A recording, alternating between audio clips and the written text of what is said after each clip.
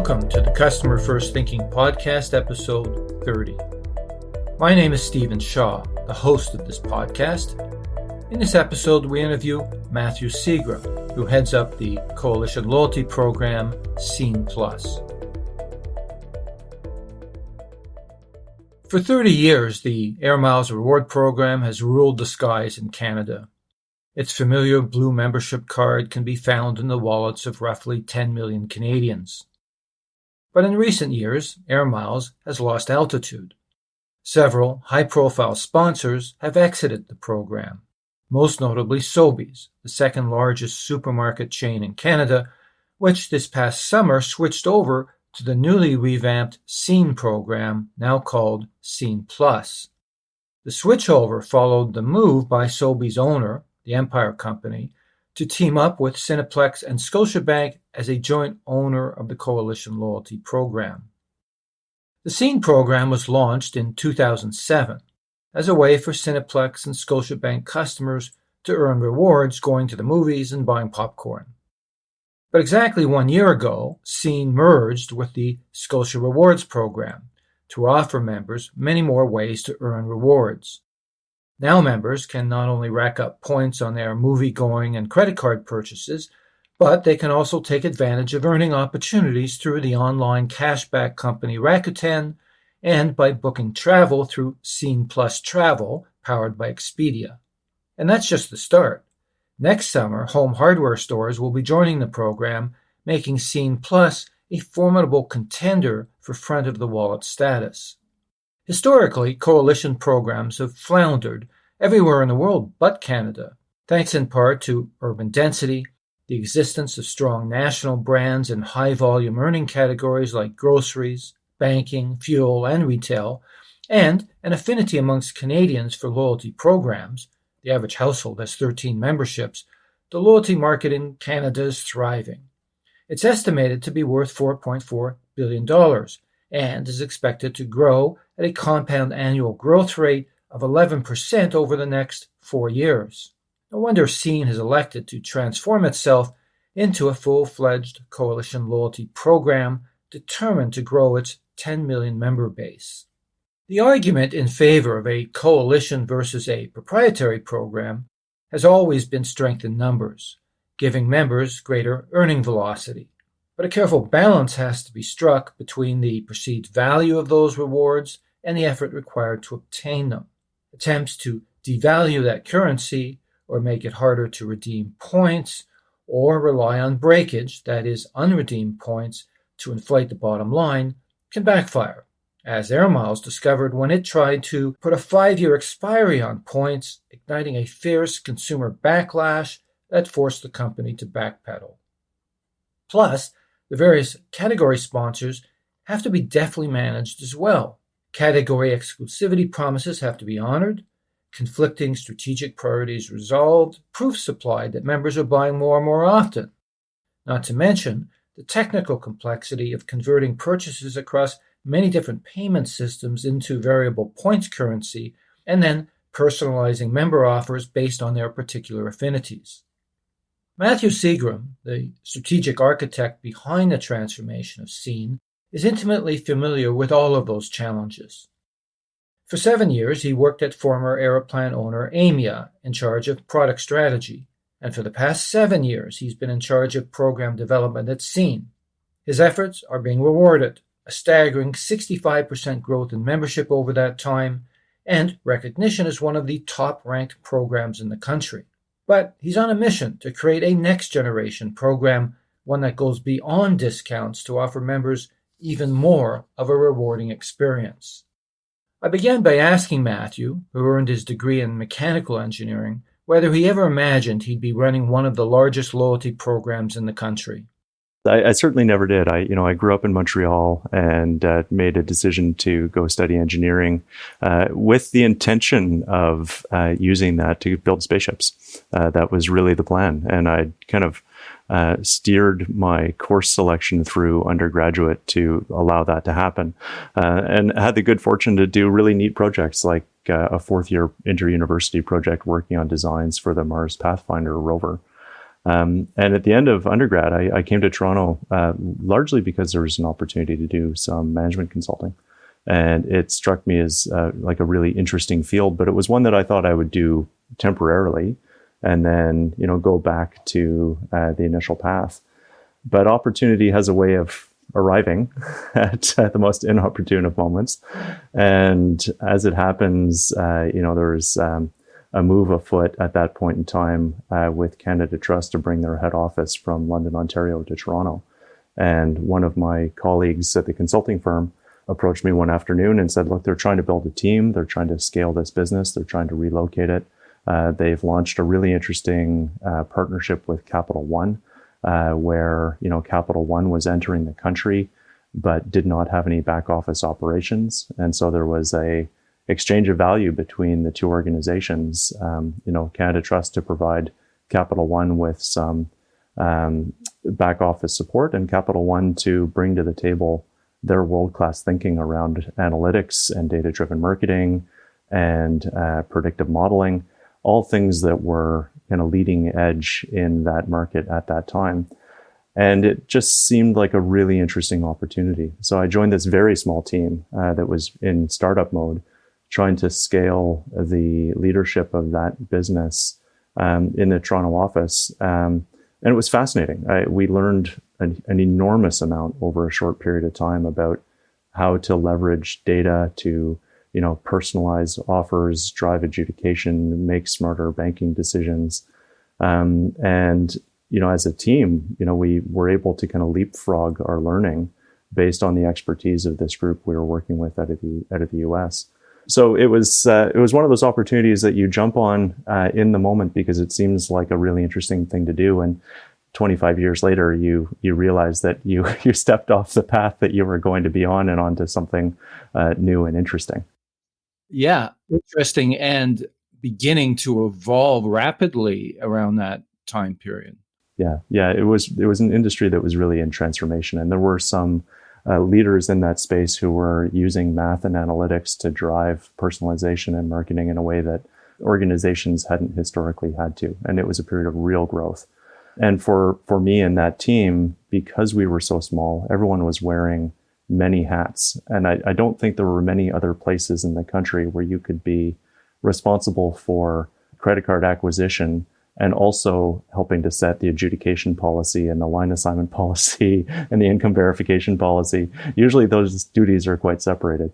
So it was a really interesting place to be, and really kind of set me on a path for the next 10 years working in product development, in one-to-one marketing, in product management, in financial services. And kind of throughout it, there was always this thread because, that was the next chapter in cards of loyalty.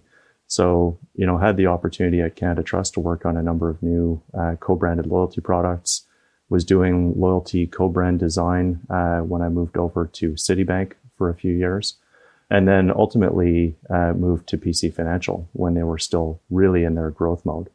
And again, found myself in this extraordinary team of people, small, really committed, passionate about what they were doing, feeling like you were changing the world through creating something fundamentally new in this position where we were just on a rocket ship, just driving incredible growth and disrupting the industry. So lots of learning and an amazing foundation in data-driven marketing is really what you were learning at the time, building upon. Yeah, absolutely. And that led me into moving from credit cards into Carlson Marketing, which was then later acquired by Aimia. Gave me an opportunity to broaden into kind of other areas of consumer-focused marketing. So doing a tremendous amount of product development with most of the major banks across the country, getting exposure to card-linked loyalty through work that Aimia was doing in that space. And then also, quite interestingly, an opportunity to work internationally as well, building out product concepts in Mexico with Club Premier, launching a product in Thailand with Thanachart Bank. So really interesting work and really interesting opportunities in a number of different fields. Mm-hmm. So you don't miss not building rocket ships.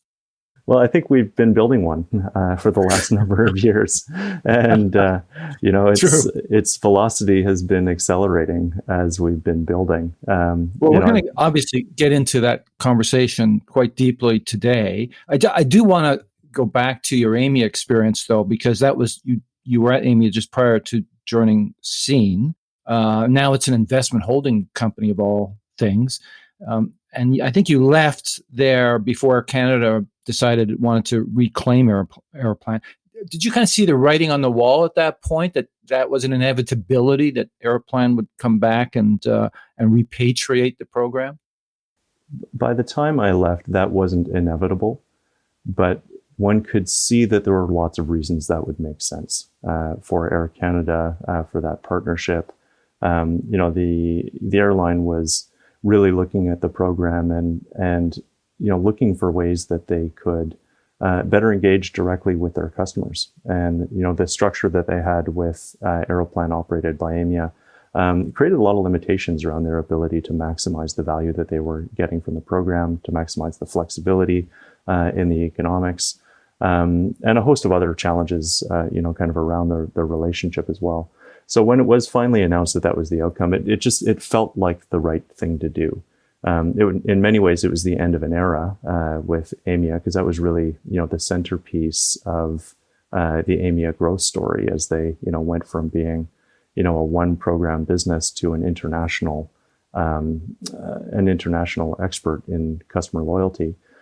So it felt very much like the end of an era, but strictly from an Aeroplan perspective and an Air Canada perspective, it felt like the best outcome for the organizations and also for their members. Mm-hmm. Of course. Now you went to join Scene. I'm going to call it 1.0 as managing director. And at the time, it was really a way to collect points by going to movies and buying popcorn. At what point did it start to shift in an evolution toward, I think you describe it today as a broader lifestyle program, if I may, an entertainment program indeed. Where along the path, you've been there, 6 years? Where along this path did that realization occur that you really needed to go beyond, extend the amount of earn and burn opportunities? At what point did that occur to the organization strategically? Yeah, so that was really part of the conversation when I joined in 2015. So when I arrived at the business, it was already a well-loved program. It had expanded far beyond what its founders had expected. And for those who aren't familiar with it, Scene was created as a joint venture between Cineplex and Scotiabank. And it was really a bringing together of expertise from both of those organizations to create something really fundamentally new.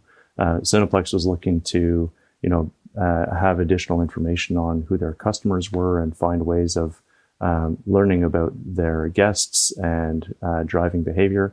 Scotiabank was, in 2006, was in a position where they were looking for new opportunities for growth and, new opportunities to attract a younger demographic. So when they started the program in 2007, I think, everyone knew that this was something really new in the market.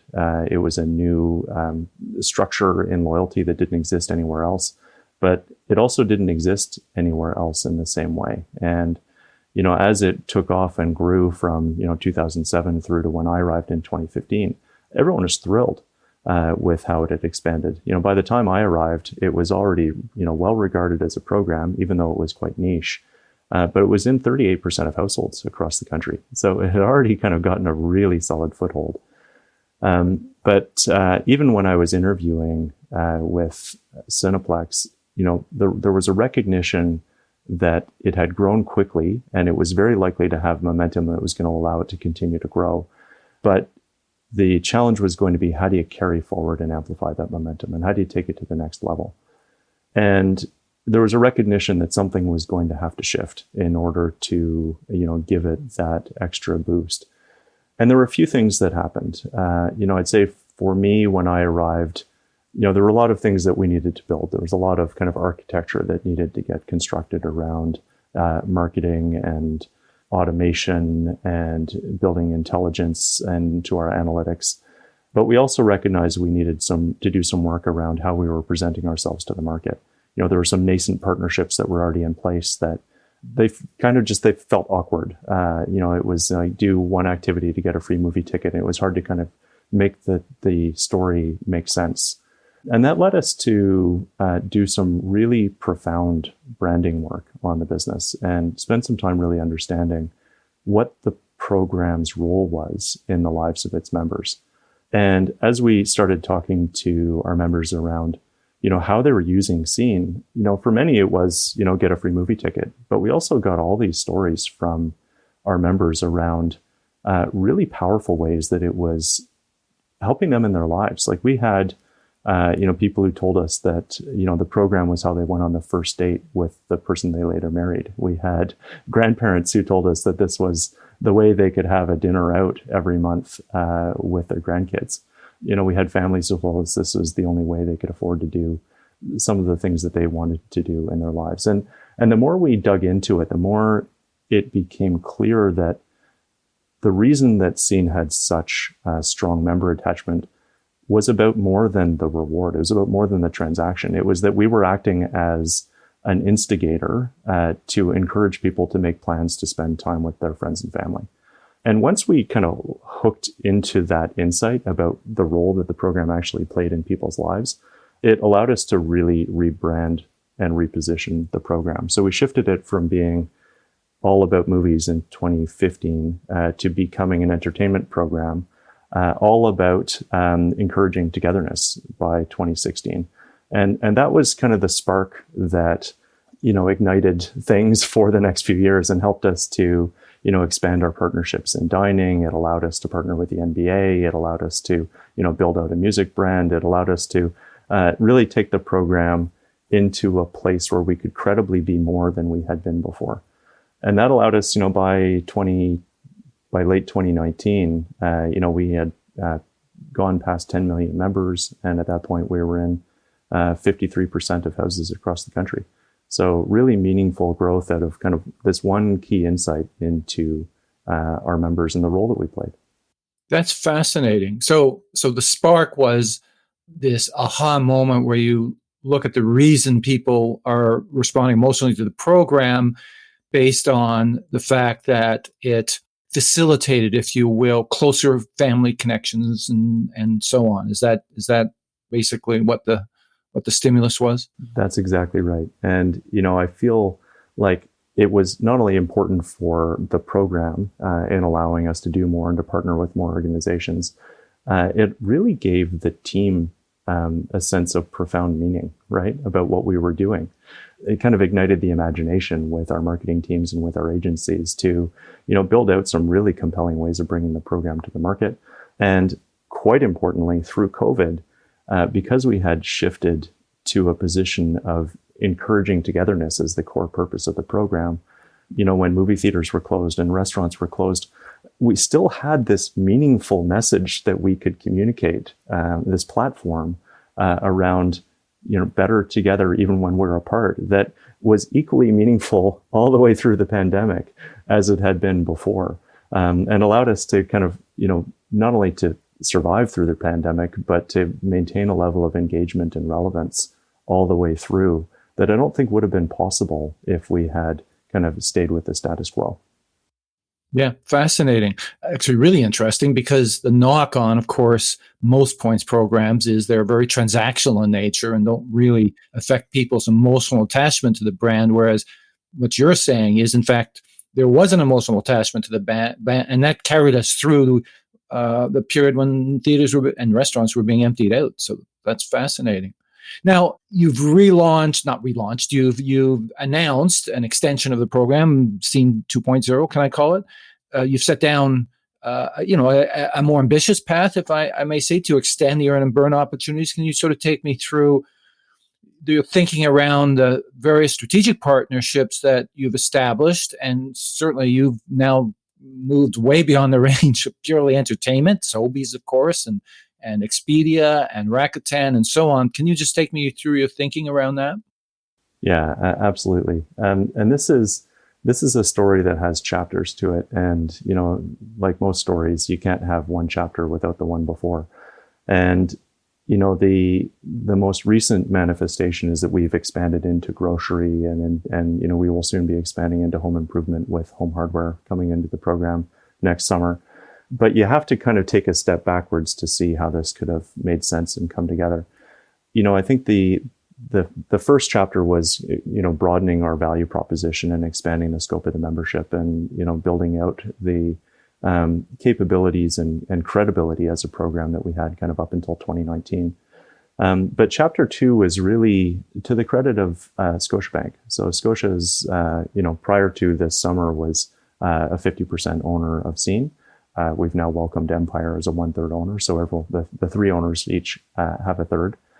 But in 2019, Scotia was looking at not only their ownership in Scene, but also at their own proprietary program, Scotia Rewards, and trying to lay out the path that would allow them to be most successful in the market, and that would allow them to be most competitive in the face of some pretty strong competitors. If you look across RBC and TD and others, these are organizations that have got very well developed engagement strategies and loyalty strategies. And Scotia, made the strategic decision that it was going to be better in the long run for their organization by going all in on Scene. And so what we ended up doing at the end of last year was merge the two programs together. And that's what allowed us to launch Scene Plus. And so the Scotia Rewards program and its members effectively were absorbed into Scene and launching Scene Plus. And that was really kind of the first major expansion late last year, when Scene moved from being entertainment to becoming a broader lifestyle program with the addition of a relationship with Expedia for travel. We expanded our e-commerce relationship with Rakuten. We added more ways to earn and redeem points with a series of partnerships. And carved out really a new territory for us from a brand perspective, and built a huge amount of incremental value for our members. Is the positioning still around togetherness, or has that had to evolve as a result of this? Yeah, it's had to evolve. We now have a range of rewards, and we have a lot more excitement that has been coming to market. With the addition of new partners over the last few months and going forward. So we've focused principally at this point in time on looking forward to what's next, around bringing the story of transformation and evolution to the table. But we're trying to do it in such a way that we don't lose a lot of that equity that we've built in the brand position. As we've expanded the program, there's so much of what we're doing that's still about doing the things that you love with the people that you love. And, there's an element of that kind of cuts through all of the ways that we bring the program to market, even as we've changed kind of the primary leading message. You have Scotiabank, you have Empire, you obviously have Cineplex. At some level, is it tough to get strategic alignment around the goals of the program, or has that been, fairly straightforward for you? So we welcomed Empire as a 1/3 owner in the last few months, but leading up to that process, there've been a lot of work with the Empire leadership team and with our board of directors around everyone's aspirations for the program. And I'd say what's been wonderful is how committed everyone is to the same things. Everyone's interested in building a program that they can be proud of. Everyone's interested in building a program that builds real value for their customers and their guests. Everyone is fully committed to creating something that allows them to unlock the power of insights across this ecosystem that we're building. And so even, as there will be, in any given day, there could be, micro elements where, we need to kind of sort out the relative priority. I'd say at the macro scale, we've got tremendous alignment. And it was really important kind of early in the early days of building out this strategy to make sure that we clearly understood the strategic priorities of each organization independently, and then that we could bring them together and make sure that we could bring them together in such a way that the scene team would have one job. And we could have, one North Star that we could focus on as we were building, something greater together.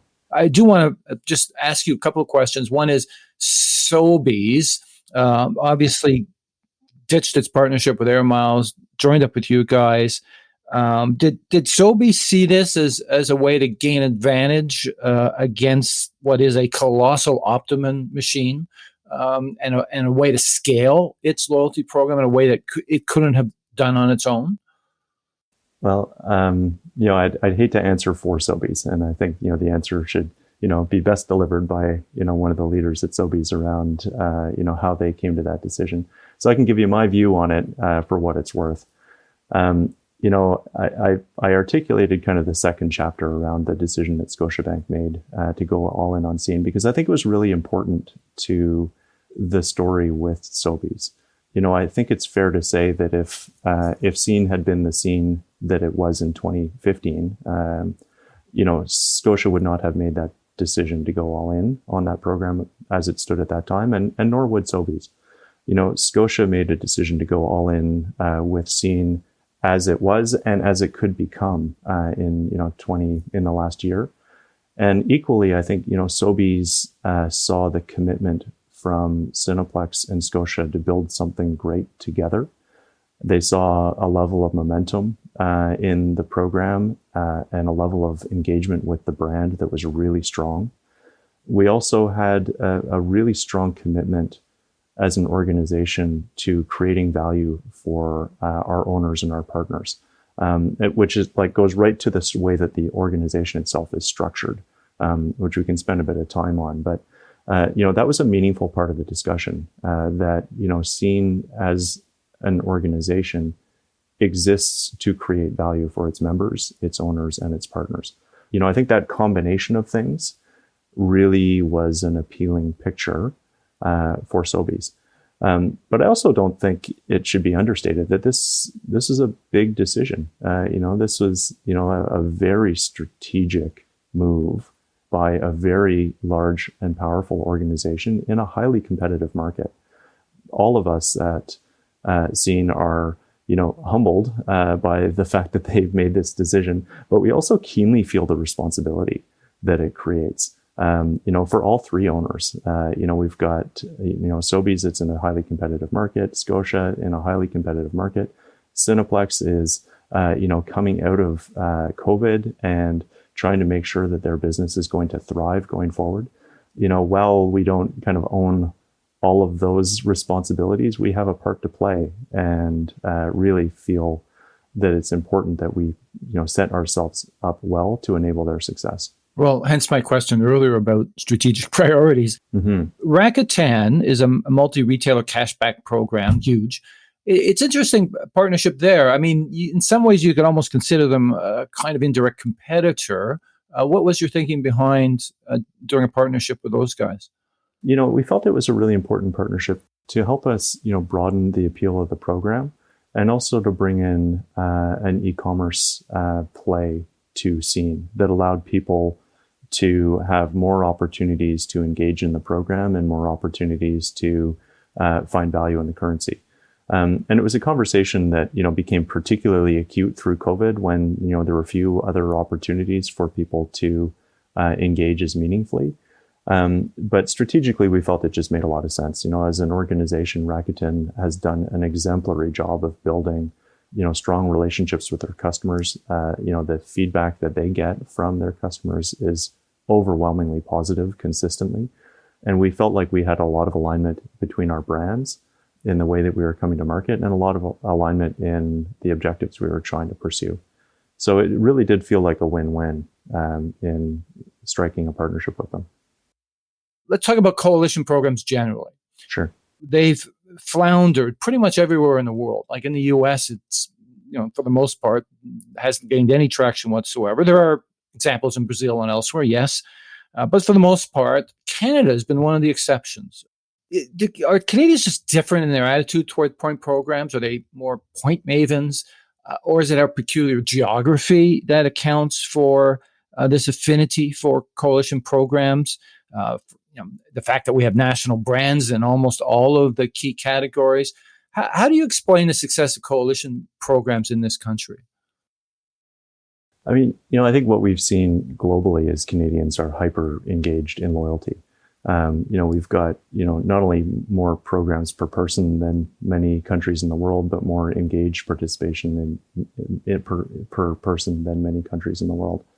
And, I think we've seen, real willingness to explore partnership across organizations in different categories. And, perhaps that's one of the key differences is, we've seen organizations that have not only been innovative in their approach to the market and in building these partnership strategies, but then a receptivity to playing part of something bigger instead of going it alone among leaders. As I've been in conversation with leaders in different organizations we partnered with, or that have been in conversations with us to partner, I have the same conversation in different flavors often, and I tend to have a discussion with loyalty leaders and with marketing leaders in companies where they look at a coalition strategy and they recognize that there are benefits, that there's instantaneous scale, that there's brand awareness, that there's opportunity to tap into network effects, that there's potentially an opportunity to kind of shift brand preference from their next nearest competitor to themselves. But equally, we've heard organizations say, well, I'm conscious of some of the things that joining a coalition could also, where it could be a drawback, where I could have, less control or less access to information or data, or where it's more challenging for me to build scale in my own marketing. And certainly for Scene Plus, like that has been a fundamental part of our strategy going into some of these partnership discussions. I think it's why we've been successful at crafting some really successful and long-term relationships. We've very deliberately gone into these conversations with a view to maximizing the data that we can make available to our partners, to maximizing the access to marketing, to helping our partners build their own ability to market to their customers, in an effort to try to break compromises that they would otherwise face. So, I think, as a market, we've had a willingness to participate, but I also think that there's a next horizon in these loyalty ecosystems that will, allow participants to really be more successful by joining some of these evolving businesses. The economic model is interesting here too. Certainly Air Miles made a lot of money on breakage, and then counted on it. In your case, though, it's a little different because you're actually trying, as a tripartite partnership, actually trying to achieve financial goals that align with those three organizations, as opposed to operating as an independent unit trying to maximize your bottom line. Is there a trade-off here, or are you very much driven by your own set of metrics, enterprise metrics for your organization? Yeah, our structure, in my view, has been a key part of our success. We do not have an outside shareholder extracting value from the ecosystem. And so, as we've built our business, it has entirely been about creating value for our members, about creating value for our owners and for our partners.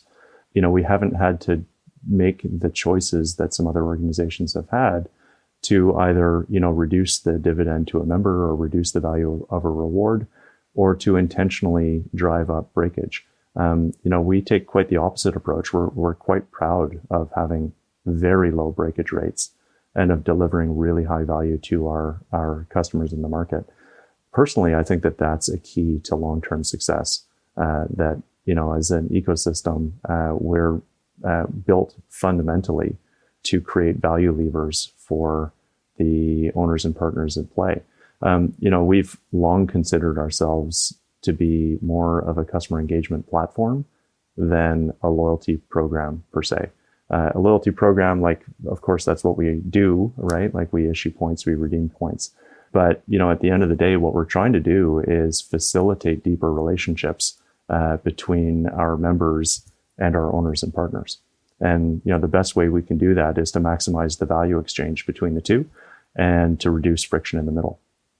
So you have the direct competition with obviously coalition programs, et cetera, but there's also a growth in proprietary programs. There's a recognition, I think, with first-party data now, obviously, whether you're a packaged goods company or a retailer, in the value of the data. And that's been, I think, the big change personally I've seen in the arc of my career is the recognition of the importance of data and, in fact, and how that can shape it in a relationship.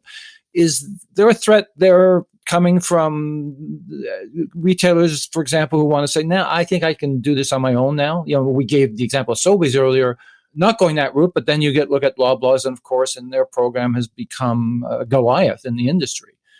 How do you feel about that, the potential for basically cannibalization by proprietary programs? I think in our case, what we're trying to do is maximize the value of the information that is available. And this has been a pretty important strategic thrust for us. When I go back to, 2018 and the way we were architected at the time, we had, three entities in the mix. We had, Scotiabank and Cineplex and Scene.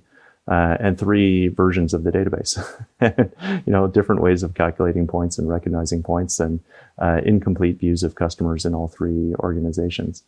And over the last few years, we've made a very deliberate strategy of bringing that information together so that we could create a much more holistic and valuable view of a member's behavior and their participation in the program that encompasses how they interact with Scene in its many forms, between, the grocery purchases and nights out with the family and banking behavior and so on.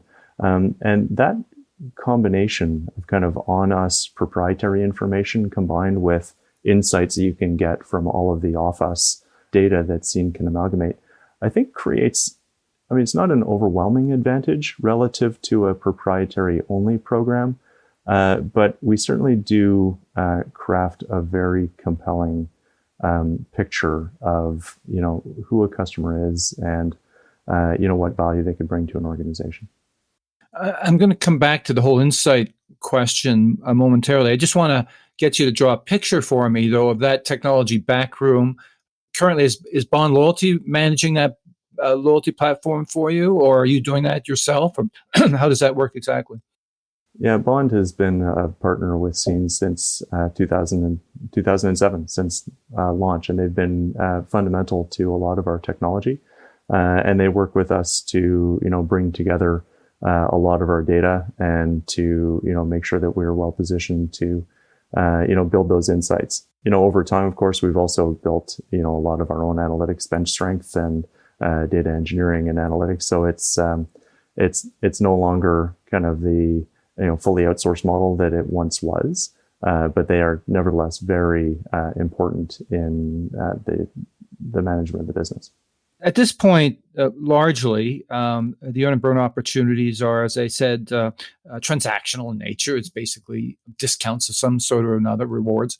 Are you looking at some point down the road of looking at other forms of rewards? I'm thinking experiential rewards as an example, where you're catering to specific segments of your base. How do you shift away from transactions as being the pure form of reward, or would you consider down the road something else as an add-on or extension of those rewards? What's your thinking there? Yeah, well, I don't want to give away too much about where our heads are going in this space, but I would say that as an organization, we are pretty uniquely positioned in our not only our structure but also with the assets we can bring to the table. If you think about the presence of Cineplex as an owner of the program and the access to experiences and money can't buy opportunities that they bring to the table, combined with Recipe, combined with the types of experiences that you could manufacture with Sobeys and with some of our other partners in the market. There's a world of opportunity out there for us to take a much stronger position. I think it's worth noting, the Scene Plus as a program, we're not yet a year old. We're still very much in launch. We are still very much in transformation mode. There's a lot more building to come. Yeah, I would imagine. And let's go back to the question of analytics. We started a conversation today around that foundation that you developed very early on with Canada Trust. How are you structured to support your requirements there in terms of not just simply doing the transaction analysis necessary that support a program of this kind, but going beyond that to develop those kinds of insights that lead to innovation and transformation? How are you set up to support that? Yeah, I mean, we are very much in build mode right now. And, the kinds of things that you're building and looking at when you're in kind of business as usual mode are very different than when you're in the middle of either a pandemic, the recovery from a pandemic, or in the midst of a transformation. Over the last 2 years, we've been significantly investing in our analytics team, in our engineering team, in our analytics capabilities, and in building out, new dashboards and new reporting and so on, so that we can meet the needs of the expanded program. Now that we are playing such a significant role for the bank and such a significant role for Sobeys, in addition to the role that we've played historically for Cineplex, you really have to start, creating net new analytics capabilities that create, different forms of insight. At the moment, there's a need for us to focus on the things that are important through transformation. And as I say, those are quite different than business as usual. Like business as usual, you might be very focused on overall program metrics, engagement in the program, satisfaction, NPS, the typical growth metrics.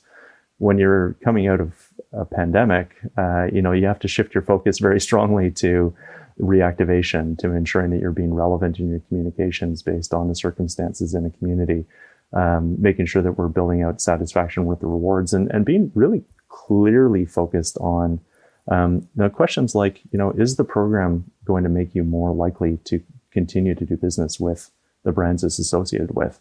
The pandemic was an interruption, and we're trying to bring people back to a different place than they were in beforehand. But, now that we're in the midst of this transformation, as I say, this program is not yet a year old, Scene Plus. And Sobeys has been part of the program since August the 11th in Atlantic, since September 22nd in the West. We've been in market in Ontario for a month, and we're not yet launched in Quebec. So, this is still very new. And so, the focus has to change accordingly. We want to make sure that our members are aware of the benefits, that they understand the program, that they're having a clean and smooth enrollment experience. Trying to track things like, how long does it take before your first transaction with the program, whether that's an earn or a burn? Are you happy with customer service? Are you migrating across the ecosystem so you're not just participating in one place? Are you happier now than you were before, either with the old Scene program or with the program that Sobeys was in before? These are the things you've got to measure very closely at this point in our transformation. And, in a few months, we'll be in a very different place again, and, get very focused on some other metrics to make sure we're maximizing value. I want to talk about program design a little bit, and then I'm going to move into a few more exotic possibilities, but just to probe your thinking. But just in terms of the program, and forgive me if this is a mischaracterization, but you kind of have a one-size-fits-all program design right now, right?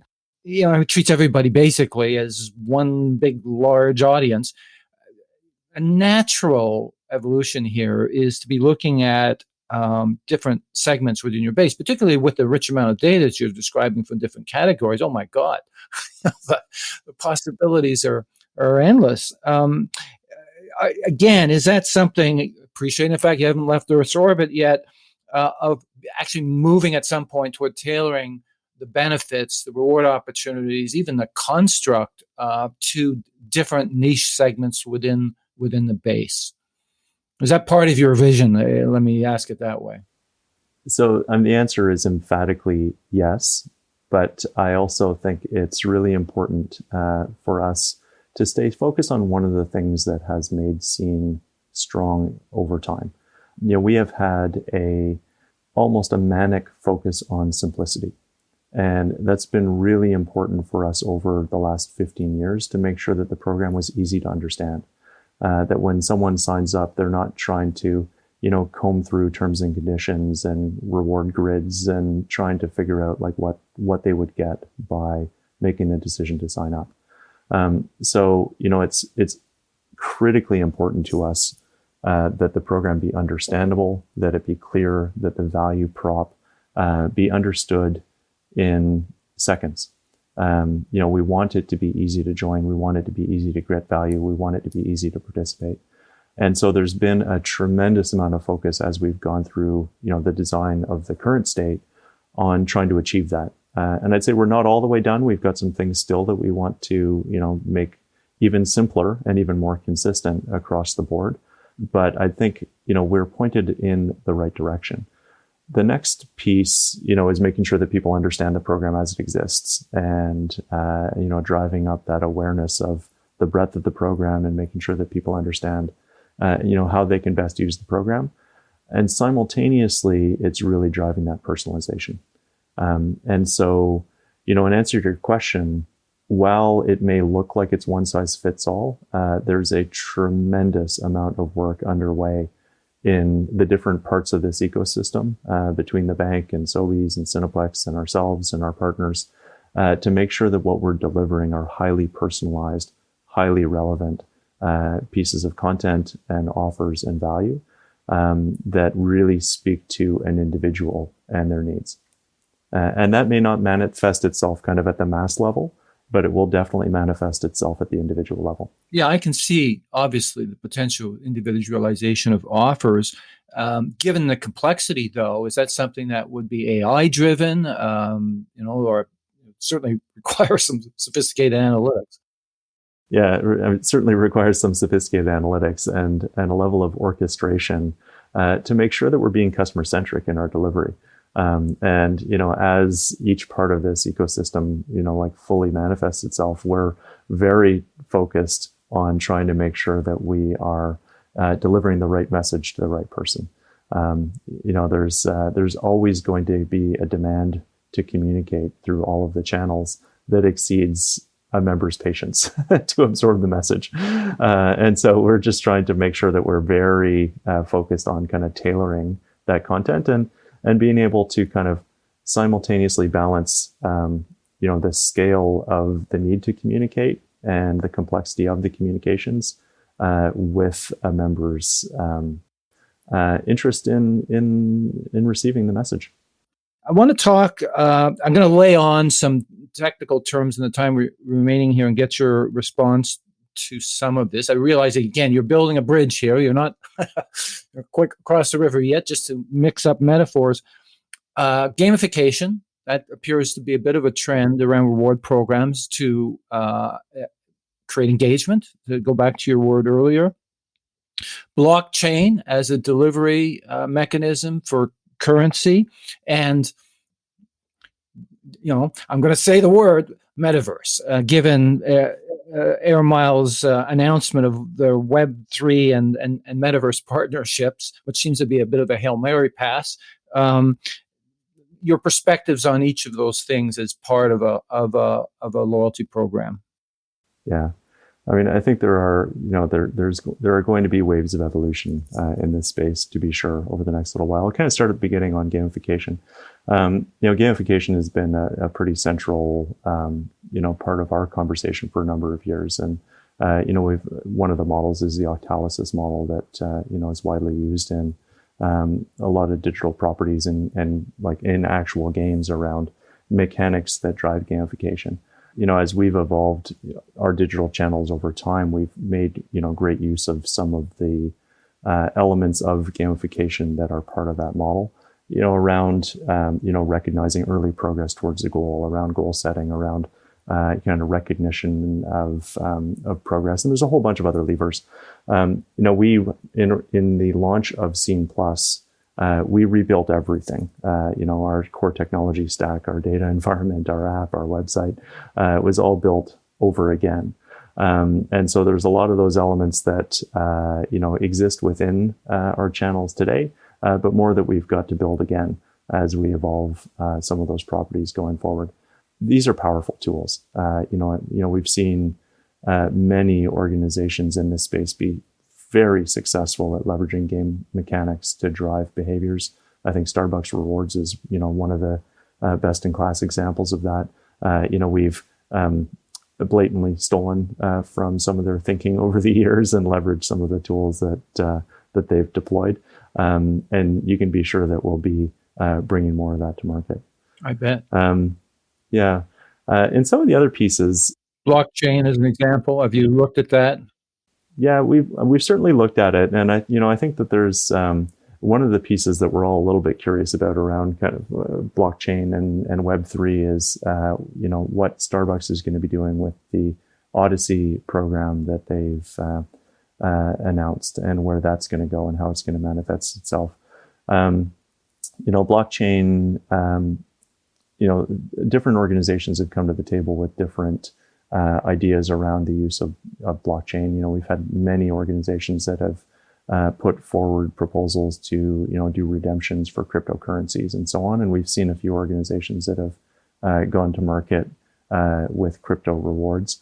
I've seen, from our members' perspective, interest in that has waxed and waned depending on the value of cryptocurrencies at the moment, and people's appetite for risk. So I think that's out there, but I think it's a little bit more tactical. Where I'm more interested is where the industry is going to go on leveraging blockchain as a tool, and from my point of view, like that starts to become really interesting when you start talking about member-to-member points transfer or points pooling or cross-currency exchange, as ways of enabling some of those types of mechanics and use cases that are a little bit more complicated today. I'd say the thinking is like it's not baked at this point. There's lots more still to be learned in this space and how it can best be utilized. And metaverse, I think it's a big we're not sure at this moment. You and everybody else. Let me just ask you one final question in the few minutes we have remaining here. And we've covered a lot of territory in this. We've settled on this metaphor of a rocket ship heading out to explore brave new worlds. But what do you see as mainly the barriers to growth, the friction that you might face in achieving some of the very visionary, ambitious things you have set out for yourself in what has been a fascinating conversation today? And what are the things you need to absolutely get right to succeed here on this journey that you're on? So a few things we need to get right. Scene has moved to Scene Plus and moved from one competitive space into several more competitive spaces. And for us to be successful in delivering the promise that we need to deliver in those spaces, we need to be able to deliver world-class capabilities. And that encompasses, analytics, it encompasses, data science, it encompasses our ability to maximize our level of insight out of, member behavior. And then being able to bring that to life across what's a very complicated ecosystem in a way that is, logical and consistent. And so there's a tremendous amount of capability to be, enhanced and still to be built to make sure that we can deliver against that vision. We're on a journey right now. We've been in construction for the last 2.5 years. We'll continue to be in construction as we, ensure that we are well positioned to deliver, the scale and the complexity to achieve the outcomes. In terms of, barriers to growth, right now we're feeling like we've got a great path ahead. The growth with Sobeys has been extraordinary. We brought in, 150% more members in the last 2 months than our best year ever. And Scene has always been a program that has grown quickly and with relative ease. So, this growth is unprecedented and awe-inspiring. And we're not done the rollout. So, we're really in the early weeks. And then, next summer, we're going to be adding home hardware to the business, with 1,000 locations coast to coast to coast. And when they join the program, we will have a meaningful presence in communities of every size across the country. So, those factors combined with, like a strong starting point and a strong level of engagement, we're not feeling like there are real barriers immediately ahead of us. We just need to make sure that we're laying, the track out sufficiently ahead of ourselves so that we can maintain the speed and the momentum to achieve it without, going off the rails. Well, then we got a train metaphor, a rocket ship metaphor, and a bridge metaphor, all rolled into one conversation. All rolled into one. Yeah. This has been fantastic conversation. I learned a lot today, just tremendous. And I want to thank you very, very much for agreeing to be a guest on the show today. And good luck. It's going to be interesting watching you continue in the rocket ship as you head out toward Jupiter or whatever your destination may be. So thank you very much, Matthew. Really appreciate it. Thank you. Really appreciate the opportunity to join you. That concludes my interview with Matthew Seagrim. As we learned, Canadians are points mavens, using loyalty rewards as a parallel national currency, whether it's Air Miles, PC Optimum, Canadian Tire Triangle, Scene Plus, or any number of proprietary programs. The goal of all those programs is to earn front-of-the-wallet status. But where Scene has a distinct advantage is its unique business model, designed to maximize the value of the program for members versus worrying about the bottom line. And that opens up all kinds of new possibilities in a world where brand loyalty is more fragile than ever. You can find past episodes of this podcast on customerfirstthinking.ca, where you'll also find articles, strategic frameworks, video, and more on the transformation of marketing. In closing, a big shout out to my friends and colleagues Justin Eacock and Shak Rana for their contribution to making this podcast happen. Until next time, thanks for listening.